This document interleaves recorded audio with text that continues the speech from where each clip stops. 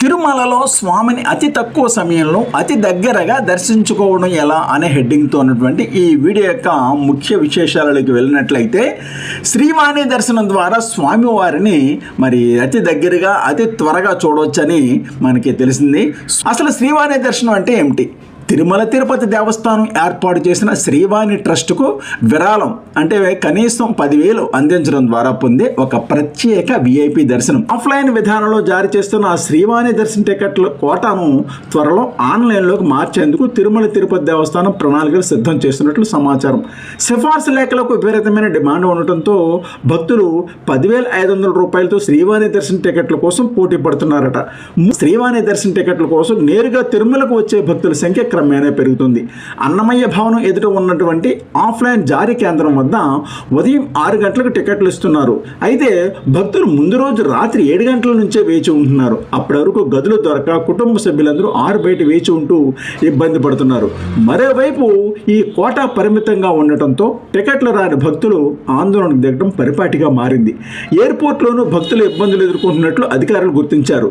శ్రీవాణి టికెట్ల జారీలో నెలకొంటున్న ఇబ్బందులపై తిరుమల తిరుపతి దేవస్థానం chairman Shri BR Naidu గారు, వారితో పాటుగా ఈవో అనిల్ కుమార్ సింఘాల్ గారు, అదనపు ఈవో ఎంకే చౌదరి గారులకు తరచూ ఫిర్యాదులు అందుతున్నాయి. ఈ నేపథ్యంలో ఈ సమస్య పరిష్కారం కోసం ఒక అధ్యయన కమిటీని నియమించి నివేదిక తీసుకున్నారు. ఆఫ్లైన్లో శ్రీవాణి టికెట్ల జారీతో ఇబ్బందులు కొనసాగే అవకాశం ఉందని కమిటీ స్పష్టం చేసిన నేపథ్యంలో ఈ విధానం రద్దు చేయాలని నిర్ణయించినట్లు తెలిసింది. అందుకే ఆఫ్లైన్ విధానాన్ని రద్దు చేస్తే ఆ టికెట్లను భక్తులకు ఏ విధంగా కేటాయించాలనే దానిపై నిపుణులతో మరో కమిటీని నియమించారట. దాని సిఫార్సుల మేరకు ఏ రోజుకు ఆ రోజు తిరుమలకు అంటే కొండపైకి అన్నమాట వచ్చిన వారు మాత్రమే ఆన్లైన్లో కొనుగోలు చేసేలా వినూత్న సాంకేతిక విధానం అందుబాటులోకి తీసుకురావాలని భావిస్తున్నారు. ఇందులో భాగంగా భక్తులు నేరుగా సెల్ ఫోన్ నుంచే కొనుగోలు చేసే అవకాశం కల్పించనున్నారు. భక్తులు తిరుమలలో అంటే కొండపైన ఉన్నట్లు GPS నిర్ధారించాకే శ్రీవాణి టికెట్ ఆన్లైన్లో కొనుగోలు చేసేందుకు అనుమతి లభిస్తుంది.